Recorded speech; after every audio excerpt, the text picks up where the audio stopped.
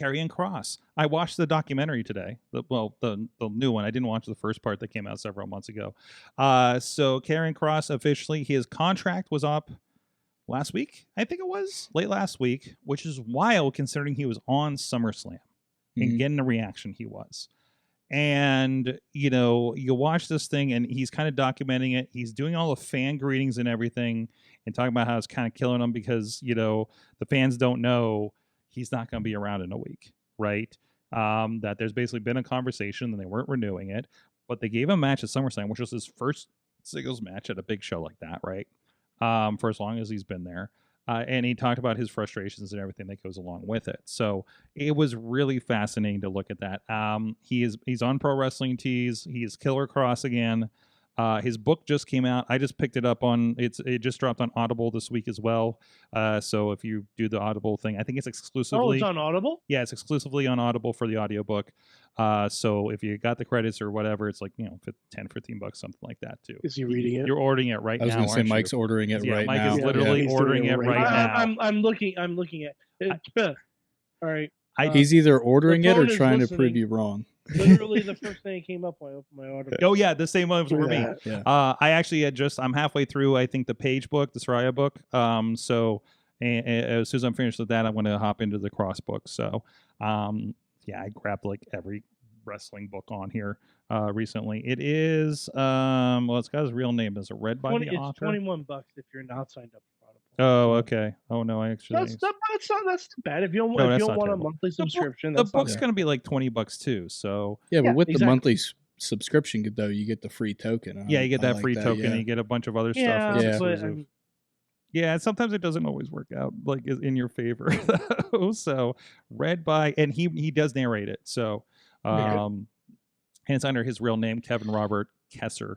So don't tell me his real name, bud. Oh, I'm sorry. Why'd you say that? It's Killer Kross. Leave it out. Killer Kross. I mean, okay, we'll edit that out. Yeah. I hate seeing real names too. So no government names, as we say. So. But anyways, yeah. So you know, so he's doing the book signing and meeting with the fans and doing the the thing at the you probably walk by the ice rink where they're doing all the photos and everything, right?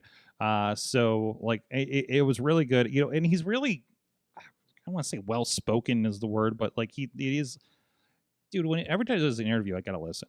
You know what I mean? Like he's got that kind of vibe to him, just as a person, it seems. In presentation, captivating. He is absolutely. You're just like, tell me more about what you. I mean, think there was a reason he was the cult leader in Lucha Underground. There's that too. There's that too. He talks about. I don't know. I guess I can say. I don't want to spoil this in case you want to watch his documentary, but a lot of people aren't going to be listening to this podcast and listen to that because of timeliness. So like, there's a part where he talks about like he had found out through the grapevine that Bray wanted him to do a spin-off of the Wyatt Six, right? Like go on the other show and kind of be another version of that's linked or something like that. And he had like a whole process, he talked about like a concept that was like kind of a precursor to the Judgment Day. That was his idea before Judgment Day became a thing. Like he's, little tidbits like that, So he talked about, remember the Sam Roberts podcast where he like just said, hey, guy in the truck, fuck you, and all that kind of stuff. Like it was, I think shortly after WrestleMania. Right. And he was, and it was funny because like, he's like, hey, make sure to tell everybody this is a work. So nobody in the office is pissed. Right. But it was, it talked about all that and kind of the vibes that he had and everything like that too. So, and obviously there's like the moment that I saw go around the clip of Triple H with the crowd behind him chanting "We want Kross" is like, well, you got Brock, kind of thing. Like I can understand him potentially actually mishearing that, being no, I can't. No, you can't. You can't accept that. No, because there's never been a "We want Brock" chant. Mm-hmm. Sorry. Even Brock Lesnar in his heyday. The chant for Brock is Lesnar. It's never "We want Brock." Mm-hmm. Mm-hmm. There's never been a "We want Brock" chant, spontaneous or or incited. You don't by, think the man that just produced 2 days of giant arena WWE isn't a little tired at that point and maybe misheard them? You're not going to give He's him done it any multiple grace times in that now, moment? No, I'm not giving credit at all. Because guess what? Netflix has subtitles. Okay. Like we know they The were saying subtitles- Kross. If the We subtitles know. can pick up what the crowd is chanting, Right. you can hear it. Okay, but when you have an IBF in your ear and is that the right thing? Yeah, when you got the thing in your ear Okay. and hearing all that stuff and you're in the crowd and everything. So like I can see You're also a asking translation me issue. You're also asking me to buy that every single person around him Mhm. and also backstage heard the same thing. Who wants to correct the boss? A lot of people do. Hmm. I'm not saying. I know it's not the environment it used to be. A lot of people but want to. There's that too. Either way. So I mean, what are your vibes from this in general?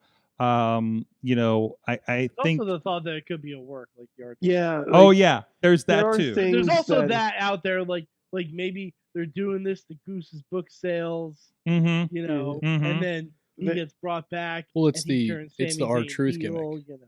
Yeah, You know what I mean? They say that like, again. I said it's the our truth gimmick. Like Mhm. truth got released. Yeah. And they brought him back. But like what you were talking about with Well, the no, Truth got released. Yeah. Yeah. And it was Truth like got released. yeah.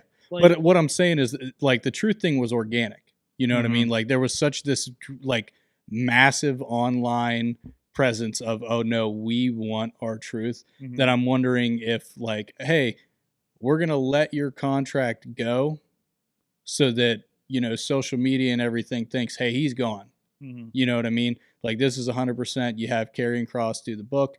You have Karrion Kross do this backstage gimmick that's like a full, was it hour and a half long, where it's like, oh man, like this sucks so bad, like blah, blah, blah. Can't believe this kind of deal. What am I going to do next? To where you have the online community and everything. Because it's hard to hide surprises now. Mhm. To where if WWE lets like the audience buy into it and lets like, it's not Twitter anymore. What is it? X. Or Instagram or whatever Fuck them, social it's media Twitter. platform, buy into it of like, oh man, Mhm. Kross is going, blah, and there's like, but we really wanted to see Kross. Kross could have been a guy. We want Kross, and then boom, Triple H snaps you right back in and Mhm. re-signs Kross, or has like some sort of he jumps somebody at a big name at a show. Maybe he then weirdly shows boom, up yeah. in AAA or NXT or something I'm just, on a I'm revenge just tour. saying, Yeah. it seems a little weird Mhm. that Kross has been trying to turn people heel, Mhm. essentially, for the past couple of months. He's been trying to get people to recognize their insecurities and try to get people to go on the darker side. And on Monday, we have a promo from Bayley that makes it look like she's going through a mental breakdown. I'm just saying, there's connective tissue there, potentially. I consider that kind of TikTok ain't that coincidental. far away from Ding Dong. Yeah. She was referencing the role model. I thought I heard a rumor about her going back to the role model gimmick of some sort. Maybe that could be part of the mental I break. I hope she has a psychotic break and goes back to the hugger. Mm. But but they're like weird Bailey buddies. She has like a front ponytail or whatnot or something. Just like you can tell she has lost her grip on reality and is just trying desperately something to work. But it's the hugger gimmick as a heel. Yeah. Like I think there's a way to do it. I think. Do you think that they're going to especially try if you to get like Paramore to do like a really bitchin' version of her hugger Mhm. theme, but it's like darker and like rougher. Mhm. There's a whole world of possibility. Preston, you're saying? Well, first of all, if you have Haley Williams cover anything, it's going to be better than what the original was. She's fantastic. Yes. But no, I was just going to say with what they're doing with Alexa and Charlotte now, like clearly Alexa was probably going to be lined up as like the last member of the Wyatt Six or whatever when they had that And going. they could still do that. Yeah, they like- could. They like maybe- absolutely Oh, yeah. could. But is Charlotte going to let it? Mhm. Like if this is what's like, not that Charlotte has all this pull or that Charlotte No. is this big, But they're ego definitely in person. something that But it's works. working, yeah. And like WWE's probably The going to run long-standing with what's rumor was working. that the rumor is supposed to be that it was supposed to be Alexa versus Charlotte. Mm. Oh, And it okay. still could. Like maybe they're holding yeah. on to this a little longer since it's Yeah. so over, getting such a reaction. But that's just going to make that turn so much better down the line, right? Yeah. So the more that you love what's going on there. I was just So, thinking with the fuzzy scratch out that they were having Bailey do and her like grabbing her head, like mhm. did they just say like, oh hey shit, we really don't have anything for Bailey? You know what I mean? They brought Becky back. They have Lyra. Not that they couldn't use Bailey for literally anything because she's incredible, but like to have her like, hey, like, would you like to evolve your character into this? Is this something that you know you would want to try, or you know what they're doing with Kross, or not what they were doing with Kross, but if they bring him back as the 6th member of the Wyatt Six or whatever, you know, just to like capitalize and elevate that group more, which would like, be so much more. I think, you know, I appreciate what they're doing with Uncle Howdy with Bo Dallas and everything, right? But I feel Dexter like too. You drop Kross in there, and he's like this different vibe. Yeah, that like could even more. He's your elevate that world kind of title thing. guy. I do. Yeah. In that group, if they were gonna have like that group like overrun everything, you know what I mean? Mm-hmm. Like say like Nikki wins the women's, you know, they have the tag titles. You could put Rowan and Uncle Howdy in another tag title. Kross is this is our main event player. This is our world title player in the group. I was gonna say, I think that could work. If you throw Kross in that group, he immediately overshadows everyone else in that group. Yeah. That's true. Which I mean, for a good reason. It would have been like what Bray would have done if he was actually leading the group. Yeah. Bray would have been the lead guy. Yeah, and I think that's, you know, and I think about that with the you know, we're talking about the Wyatt Six side. You know, I'm seeing their promos now that they're tag champions and talk about taking over and da. I was like, does that play with and like, are you like, what's your next step beyond the tag titles to be this you know, awakening thing? You know, who is your champion guy? You know, I can't think of anybody in that group that could do it. You know, everybody is, you know, respectfully, like in their current positioning is kind of B players, right? And just. Oh, I mean, you say that, but look at the Judgment Day. You can do the same that's thing true, and they build up through it. And so like, you know, can we build Dexter Lumis up to be that guy? Yeah. I don't know. Maybe we can. Even if you build it to mid card. Yeah. Even if you build it to mid card and then have the tag titles part of it. That's true. Too. Hit the US, hit the Intercontinental, whatever the case may be, right? Yeah. So yeah. All right. I was just gonna say with like the spooky characters and everything, like Taker really never wanted the belt, and like it never, not that it didn't fit for his character other than Biker Taker, but like Undertaker really didn't need a belt to be like that guy. And like that group, did they need the tag titles? No, not really. They could have just kicked everybody's ass. The tag titles look great and they're really, really good. So do you need a main event player instead of just like, you know, this group is disrupting the tag division because they're a group? Yeah, you could do that. But like Mike was saying, there really isn't anybody that's a main event player in there that you could elevate it. Like I would love for Dexter Lumis to be the guy because I thought Dexter Lumis was that guy in NXT. But yeah, it's one of those things that's like, is it needed for them to be like super successful or have this, you know, presence? Like it's not really. Yeah. Right. No, absolutely. So we'll see how that kind of goes. But I, you know, obviously he's going to end up somewhere. I don't know if he just automatically ends up. Maybe he just ends up in TNA. Which is just a backdoor in the WWE anyways. I want him to go to AEW for 3 months, and I want them to bring Wardlow in so that we can have Killer Kross versus Wardlow. That would just be sick. The thing is, that's okay. AEW is so crowded. Right? Yeah, it is. 100%. I think if he went to AEW, he doesn't make a wave at all because it's so crowded in there, and they already have like he would essentially be doing the Moxley role.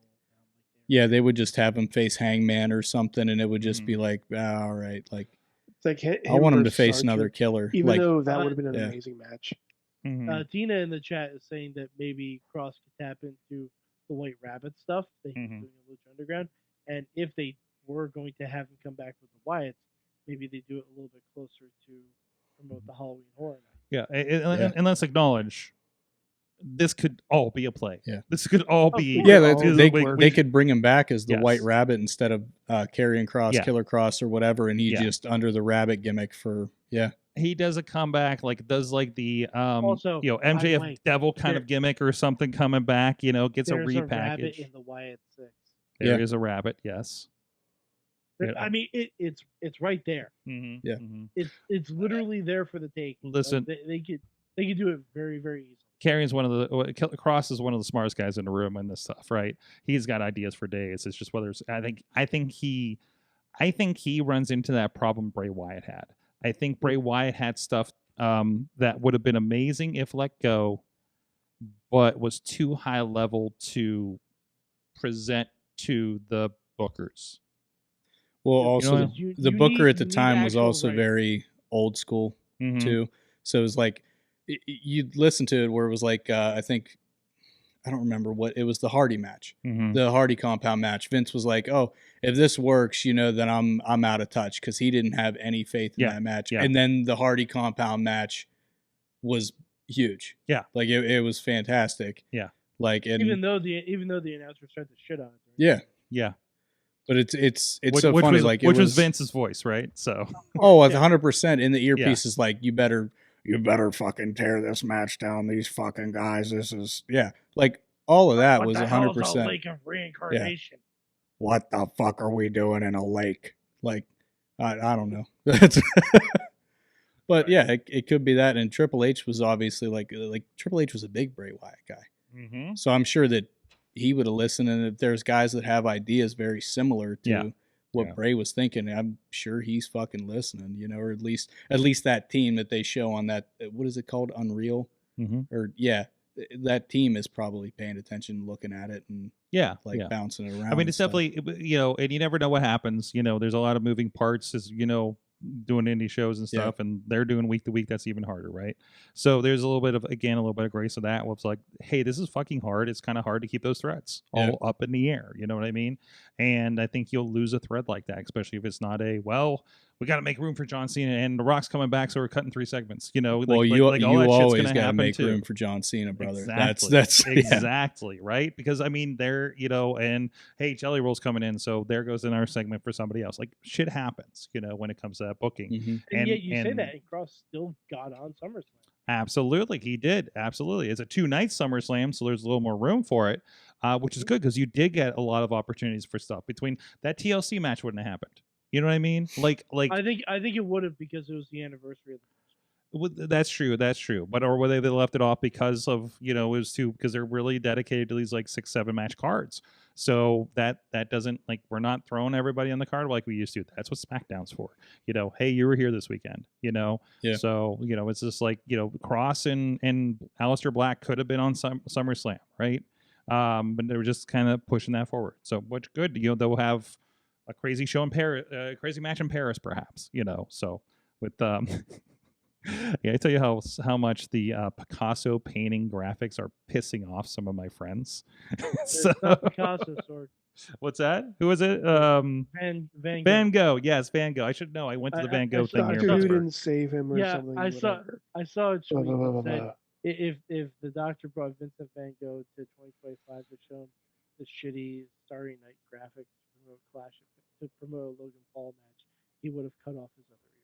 Yes, exactly. So I heard a version of that. Yes, that was the main tweet I saw going around. Mm-hmm. Oh, that's clever, but he'd still be able to see the graphics. So I don't know if Yeah. Well, in the meantime, let's give a shout out again back to the old graphics. New York City style yins are made. I'll get the fancy ones next week. The podcast doesn't even know. Slice on Broadway, helping feeding us and our guests here. Sorry, I brought you pizza on show week, Preston. Yeah, but that's a Saturday after the show meal. No, okay. That's you can take some with you to warm up. No, it's good. Man, we're going. It's good on a reheat. It's a good reheat. Yeah. I have taken it to